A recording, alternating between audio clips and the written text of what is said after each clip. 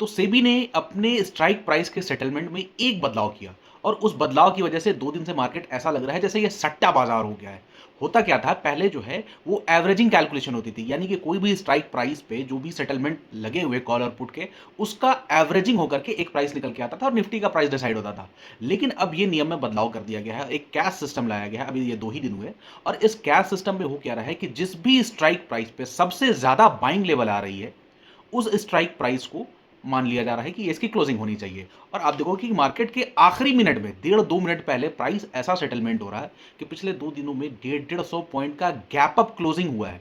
और ये gap up closing की वजह से कॉल का जो 8 रुपए का प्रीमियम है ना, वो 70 रुपए पहुंच जा रहा है और पुट का जो 100 रुपए का प्रीमियम है वो जीरो हो जा रहा है। इतने बड़े गैप की वजह से जिसने अपने ट्रेड में स्टॉप लॉस नहीं लगाया हुआ है, उसका पैसा with in A second zero हो जा रहा है।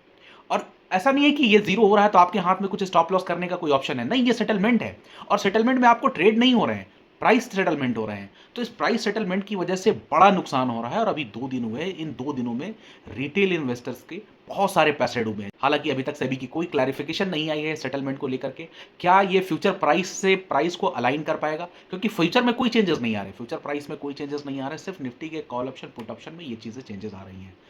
तो ये जब तक का सेटलमेंट नहीं होता है, रिटेल इन्वेस्टर को यही सलाह है कि भाई अभी ट्रेड लेने से दूर रहें। ट्रेड ले भी रहे हैं तो आपको 3 बजे के आसपास अपनी पोजीशन काट देनी है, क्योंकि ये गैम्बलिंग वाला सिस्टम से बचे रहें, दूर रहें। उम्मीद करते हैं कि आपकी पोर्टफोलियो ग्रीन है। फॉलो कर लो भाई को, मिलते हैं अगली वीडियो में। Thank you.